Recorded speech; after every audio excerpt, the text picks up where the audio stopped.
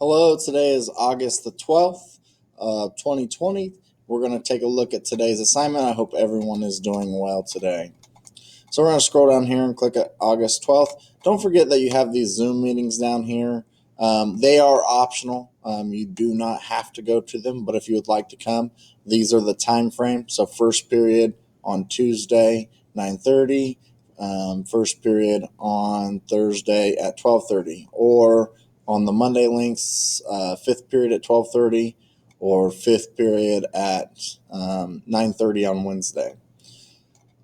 All right, so we're going to click on today's. You can also always email me at esutherland@acsc.net. We're going to click on today's assignment. You'll click here, take attendance. You can also take it on the front page if you want. After you've taken attendance, you'll go here. You'll watch the video. It will be today's video. If it doesn't say today's date, it's not today's video. Please email me and let me know the wrong video is posted. So today's joke is, it turns out Billy is failing math because someone at home keeps telling him 40 is the new 30. I actually find this really funny because a lot of times I find that the reason why we struggle with information in math class is because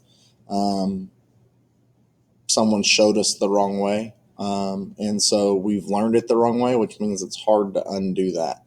So positive thinking will let you do everything better than negative thinking will. So if you go into thinking that it's going to be a good day, you're more likely to have a good day versus you going into it and saying that today's going to be a bad day. You assume that it'll be a bad day. Here's a new PDF. I would definitely pull this up during your assignment.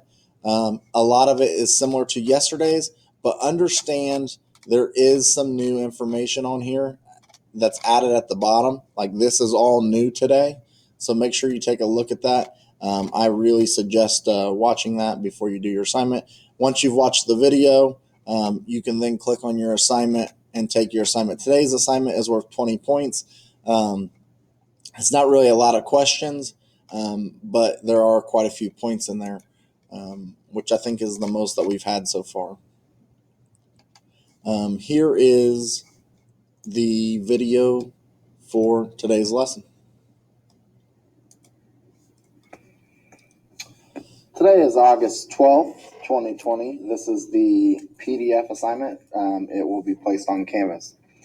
Some of this will be reviewed from last week, so we're going to take a look at these definitions again. And so the first thing that you should know is that a natural number are the traditional counting numbers, like 1, 2, 3, and so on forever. A whole number is all the natural numbers and 0. Integers are all the whole numbers and their opposites, the negatives. A rational number, this is one of the more important ones that you'll need to remember from here on out, is any number that you can write as a fraction. The decimals that can be turned into fractions will either be written as, they will either end or they will repeat. Therefore, an irrational number is a number that you cannot write as a fraction. So the decimals that you cannot write as a fraction are decimals that do not end and they do not repeat. Most common types of irrational numbers you'll see will be square roots that are not natural numbers when they're solved, and the number pi.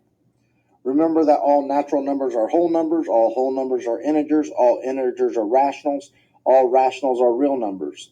Irrational numbers are also real numbers. A real number is any number that can name a position on a number line. Here is the overview of squares and square roots. So you'll notice, like, for the number 4, we have 4 squared is equal to 4 times 4, which is 16. And then the square root of that would be 4. It's kind of like a fact family. So you'll need this for your assignment today, so you might refer back and forth to it. Squares in mathematics means you can multiply a number by itself. When you square a number, the answer will always be positive. Now, square roots, when you do the square root of a number, you could get two answers, a positive and a negative. For the most part in this class, we're only looking for the positive. I will indicate if we were looking for the positive and negative if you see this symbol. Strongly recommend that you use Desmo Scientific Calculator. It will be the one that will be used the most.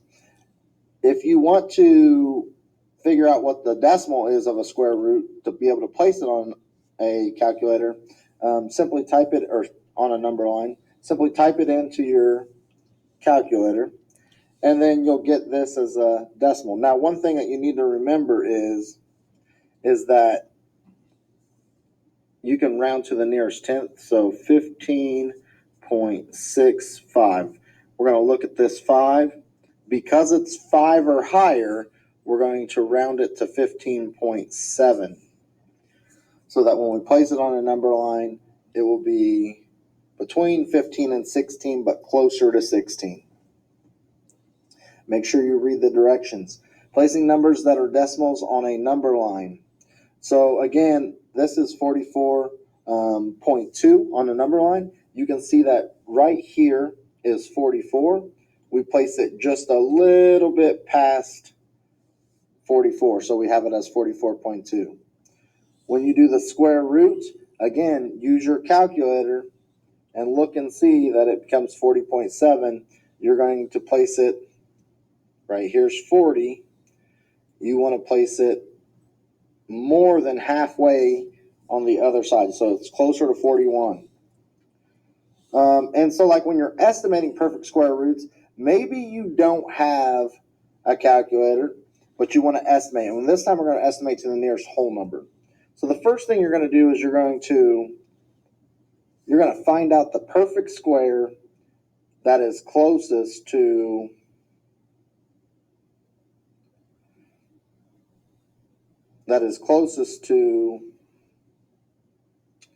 your whole number. Then you're going to find out the perfect square that is just higher than it. So in this case, it's 256.